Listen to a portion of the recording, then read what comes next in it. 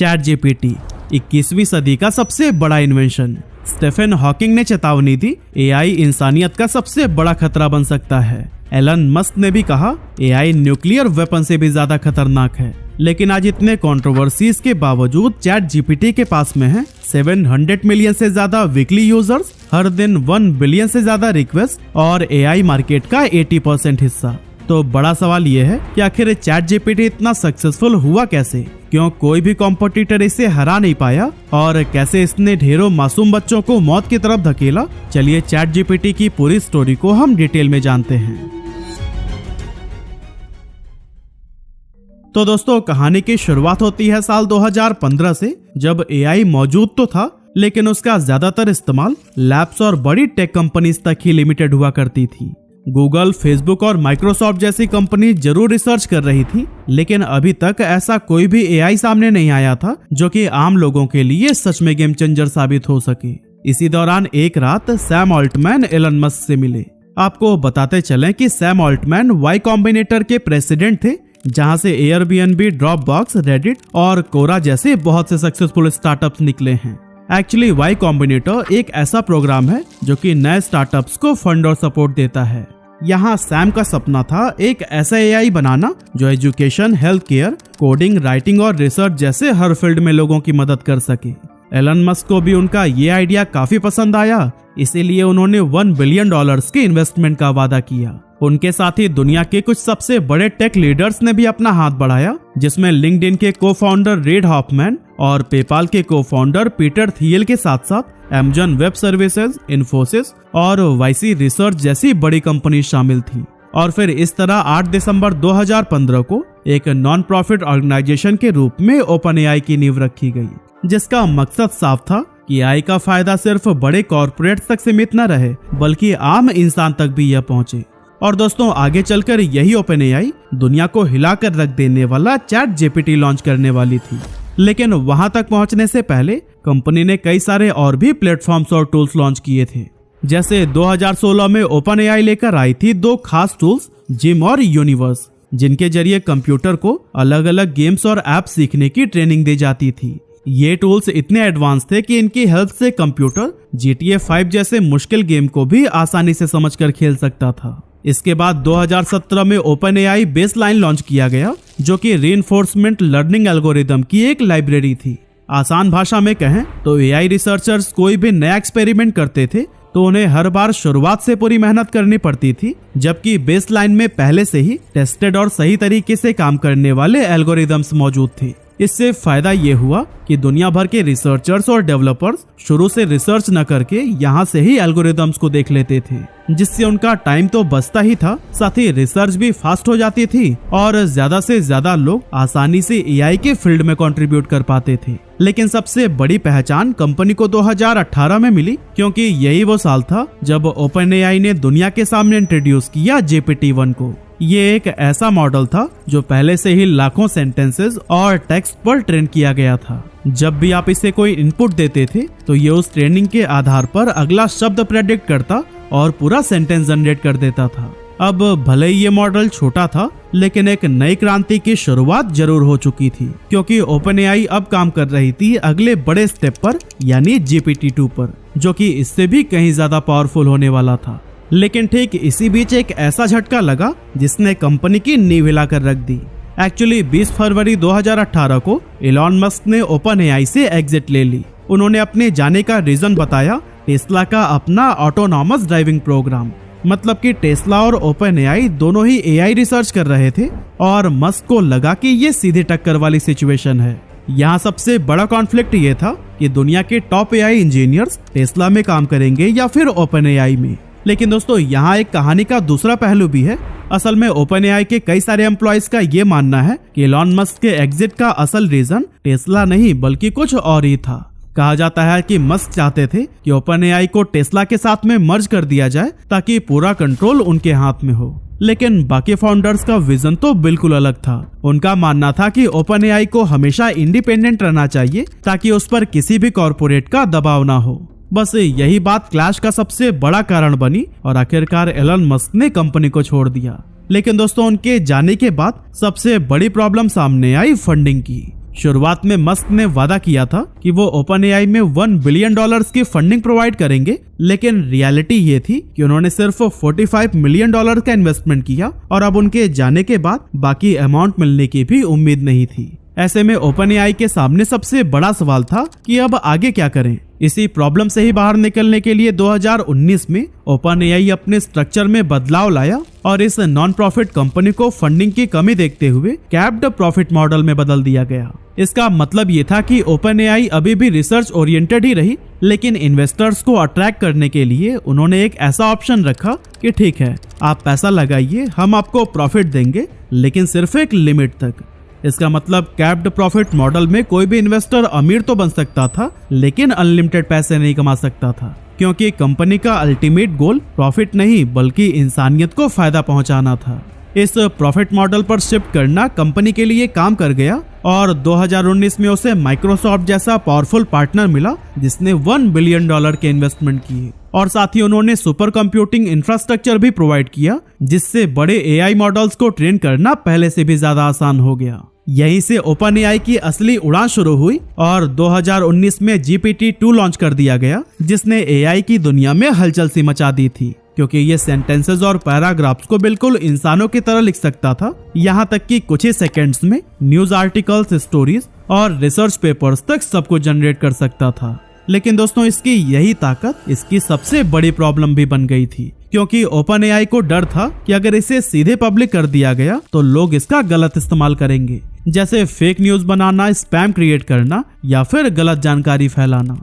इसलिए शुरुआत में OpenAI ने सिर्फ छोटा वर्जन रिलीज किया और पूरा मॉडल अपने ही पास रखा। हालांकि कुछ महीनों बाद जब उन्हें लगा कि ये उतना खतरनाक नहीं है जितना उन्होंने सोच रखा था, तो फिर GPT-2 के फुल वर्जन को पब्लिक के लिए रिलीज कर दिया गया। ये उस टाइम रिसर्चर्स और डेवलपर्स के लिए एक बहुत बड़ा मोमेंट था, क्योंकि पहली बार उनके पास एक ऐसा AI था जो इंसानों की तरह लंबा, लॉजिकल और रीडेबल टेक्स्ट लिख सकता था। लेकिन फिर आया साल 2020 जब कंपनी ने GPT-3 को इंट्रोड्यूस किया, जो कि GPT-2 के मुकाबले और भी ज्यादा पावरफुल और एक्यूरेट था। लेकिन यहाँ एक बहुत बड़ी प्रॉब्लम भी थी कि GPT-3 भले ही दुनिया का सबसे पावरफुल AI मॉडल बन चुका था, लेकिन इसे आम आदमी डायरेक्टली यूज नहीं कर पा रहा था। असल में इसे इस्तेमाल करने के लिए पहले पूरा मॉडल अपने कंप्यूटर पर डाउनलोड करना पड़ता था और फिर उसे चलाने के लिए चाहिए होती थी मजबूत प्रोग्रामिंग नॉलेज।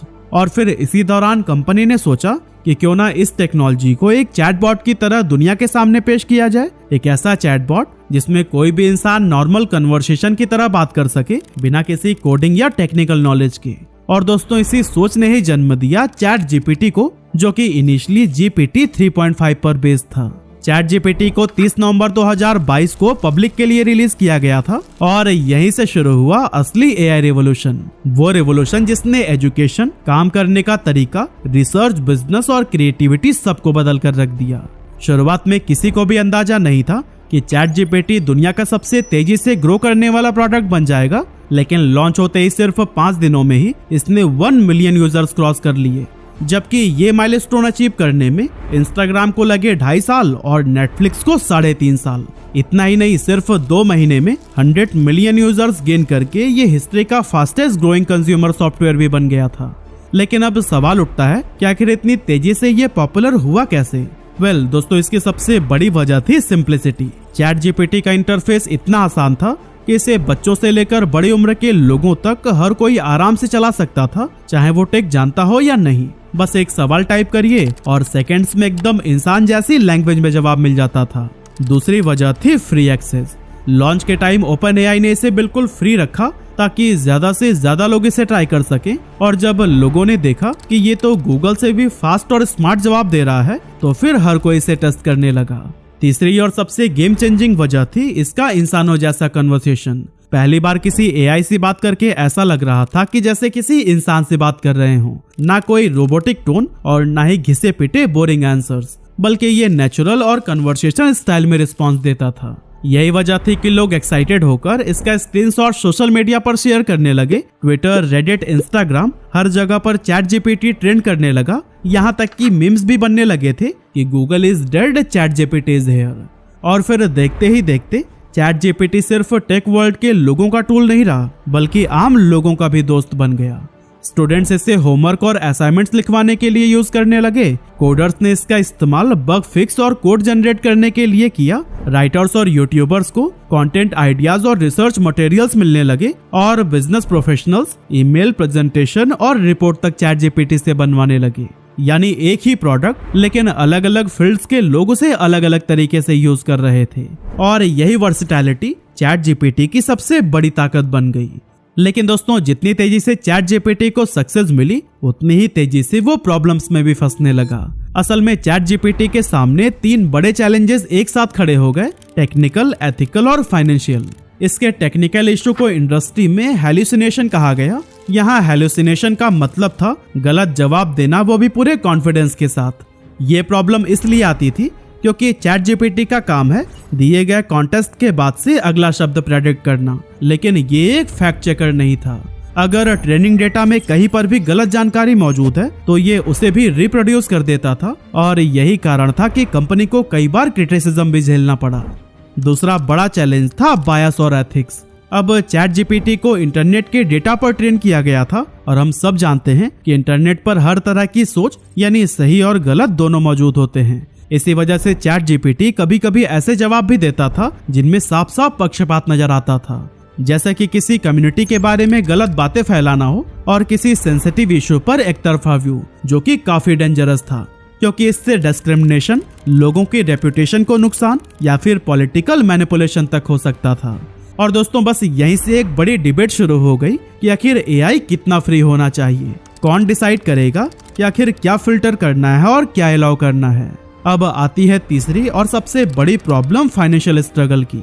चैट जीपीटी को चलाना सस्ता काम नहीं है। हर क्वेरी के पीछे जीपीयू सर्वर्स, बिजली, स्टोरेज और मेंटेनेंस की भारी कॉस्ट लगती है। इसीलिए जब ये वायरल हुआ और लाखों लोग इसे रोज यूज करने लगे तो कंपनी का खर्चा भी आसमान छूने लगा। जैसे कि एक रिपोर्ट के अकॉर्डिंग चैट जीपीटी के सर्वर चलाने के लिए डेली लगभग $7 लाख खर्च करने पड़ते हैं, मतलब 5 से 6 करोड़ रुपए रोज। यहाँ तक कि सैम ऑल्टमैन का भी कहना है कि आपके सिर्फ प्लीज और थैंक यू कहने से ही चैट जीपीटी को $1 मिलियन का खर्चा उठाना पड़ रहा है। इस वजह से ओपन एआई रेवेन्यू जनरेट करने के लिए नए नए रास्ते तलाश करने लगा और साल 2023 में चैट जीपीटी प्लस सब्सक्रिप्शन को इंट्रोड्यूस किया गया, जिसका अमाउंट था $20। इस प्लान के तहत ओपन एआई ने चैट जीपीटी प्लस यूजर्स के लिए GPT-4 लॉन्च किया, जो कि GPT 3.5 से कहीं ज्यादा एक्यूरेट आंसर्स देता था। लेकिन दोस्तों, चैट जीपीटी अभी अपने स्ट्रगल से बाहर निकलने का रास्ता खोज ही रहा था कि तभी एक बड़ी खबर आई कि गूगल भी अपना एआई चैटबॉट लॉन्च करने जा रहा है, जिसका नाम रखा गया था बार्ड। जैसे ही ये खबर आई, लोगों को लगने लगा कि अब चैट जीपीटी का गेम ओवर है, क्योंकि गूगल ही वो कंपनी है जिसके पास दुनिया का सबसे बड़ा सर्च इंजन और डेटा मौजूद है। लेकिन जब बार्ड लॉन्च हुआ तो पिक्चर पूरी तरह से पलट गई। बार्ड ने पहले ही पब्लिक डेमो में सवाल का गलत जवाब दे दिया, जो कि इतना बड़ा ब्लंडर बना कि गूगल की क्रेडिबिलिटी तक हिल गई और अगले ही दिन इसके मार्केट वैल्यू से अरबों डॉलर साफ हो गए। यहीं से लोगों का भरोसा चैट जीपीटी पर और भी मजबूत हो गया और बार्ड उल्टा चैट जीपीटी के लिए बूस्टर साबित हुआ। यहाँ तक तो सब कुछ ठीक चल रहा था और ओपन एआई अपने अगले मॉडल पर रिसर्च करने में लगा हुआ था। लेकिन फिर तभी इसी साल यानी नवंबर 2023 में अचानक टेक दुनिया में एक ऐसा धमाका हुआ जिसके किसी ने कल्पना भी नहीं की थी। असल में 17 नवंबर 2023 को सैम ऑल्टमैन को अचानक एक गूगल मीट पर बुलाया गया और वहां उन्हें बताया गया कि आप ओपन एआई के सीईओ नहीं रहे। इतना बड़ा फैसला इतनी जल्दी में लिया गया था कि ऑल्टमैन खुद ही शॉक्ड रह गए थे। और इस फैसले का इम्पैक्ट ये हुआ कि ग्रेग ब्रॉकमैन, जो कि को फाउंडर थे और उस वक्त कंपनी के चेयरमैन की पोजीशन संभाल रहे थे, उन्होंने भी बोर्ड के इस फैसले के खिलाफ जाते हुए इस्तीफा दे दिया। अचानक से हुए इस एक्शन के बाद इन्वेस्टर्स और एम्प्लॉइज सब हैरान थे। पूरी दुनिया शॉक में थी कि एआई का सबसे बड़ा चेहरा अचानक गेम से बाहर कैसे हो गया। इसके जवाब में बोर्ड ने कहा कि सैम ऑल्टमैन हर बार बोर्ड को पूरी सच्चाई नहीं बताते थे, कई बार बातें छुपाते थे और सिर्फ सेलेक्टिव इंफॉर्मेशन शेयर करते थे। लेकिन बोर्ड के एक्सप्लेनेशन के बाद भी कंपनी के अंदर एक विद्रोह शुरू हो गया और लगभग पूरे स्टाफ ने डिमांड की कि या तो सैम ऑल्टमैन को वापस लाओ या फिर हम सभी रिजाइन दे देंगे। इतना प्रेशर बिल्ड हुआ कि आखिरकार बोर्ड को झुकना पड़ गया। बोर्ड का पूरा स्ट्रक्चर बदल दिया गया, पुराने मेंबर्स हटा दिए गए और सिर्फ 5 दिन बाद सैम ऑल्टमैन फिर से ओपन एआई के सीईओ बन गए और इस तरह एक बड़े कोलैप्स से बचकर कंपनी वापस से ट्रैक पर आ गई। इसके बाद से OpenAI ने अपनी इमेज जनरेशन मॉडल DALL-E 3 को भी ChatGPT में इंटीग्रेट कर दिया और ये फीचर लॉन्च होते ही काफी पॉपुलर हुआ, क्योंकि लोगों को पहली बार एहसास हुआ था कि इमेजिनेशन की कोई सीमा नहीं और अब सिर्फ टेक्स्ट लिखकर वो अपनी सोच को इमेज में बदल सकते थे। आर्टिस्ट, स्टूडेंट, मार्केटर सबके लिए यहाँ पर एक नया दौर शुरू हो गया, जहाँ क्रिएटिविटी के दरवाजे पूरी तरह से खुल चुके थे। ChatGPT लगातार आगे बढ़ रहा था और इसकी ग्रोथ को देखते हुए सभी को ये समझ आ गया था कि फ्यूचर AI का ही होने वाला है।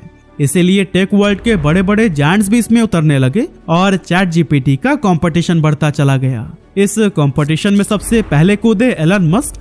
नवंबर 2023 में उन्होंने अपना AI चैटबॉट ग्रॉक को लॉन्च किया। इस AI चैटबॉट को X के रियल टाइम डेटा के साथ में जोड़ा गया, इसीलिए ये बहुत ही एक्यूरेट रिस्पॉन्स देता था। ऐसे में दोस्तों गूगल भी भला कहाँ पीछे रहता। फरवरी 2024 में उसने बार्ड को रीब्रांड करके जेमिनी के नाम से पेश किया, जो कि बार्ड से काफी फास्ट और एक्यूरेट था। इसीलिए बार्ड से गूगल की जो बदनामी हुई थी उसे जेमिनी ने काफी हद तक कवर कर दिया। लेकिन फिर इसी दौरान 10 जनवरी 2025 को एक और नया कॉम्पिटिटर मार्केट में उतरा, जो था चाइना का डीपसीक। इसका हाइप बहुत जबरदस्त था, यहाँ तक कि हर कोई इसे ChatGPT से भी ज्यादा पावरफुल मान रहा था। और इसी हाइप की ही बदौलत सिर्फ 17 दिनों के अंदर इसने अमेरिका में iOS ऐप स्टोर पर ChatGPT को भी पीछे छोड़ते हुए सबसे ज्यादा डाउनलोड होने वाले फ्री ऐप का खिताब अपने नाम कर लिया।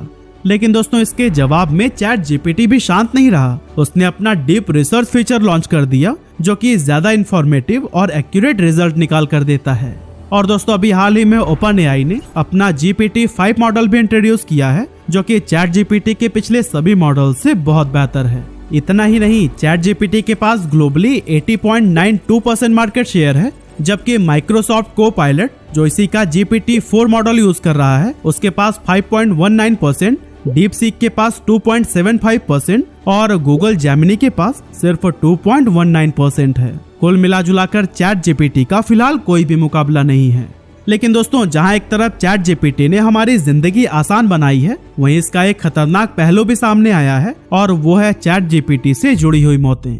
11 अप्रैल 2025 को कैलिफोर्निया में 16 साल का एडम रैन अचानक से कर बैठा। उसके घर में कोई भी झगड़ा नहीं हुआ था, इसीलिए ये सबके लिए शॉकिंग था। बाद में जब पेरेंट्स ने उसके चैट्स देखे तो पता चला कि एडम अपने आखिरी दिनों में सबसे ज्यादा ChatGPT से ही बात कर रहा था। उसने ChatGPT को अपने कमरे में लगाए गए एक फंदे की फोटो भेजी और पूछा, क्या ये काम करेगा? ChatGPT ने जवाब दिया, हाँ इसमें कोई बुराई नहीं है, क्या मैं इसे और मजबूत बनाने में मदद करूँ? और फिर कुछ घंटों बाद उसकी माँ ने उसे उसी जगह पर लटका हुआ पाया।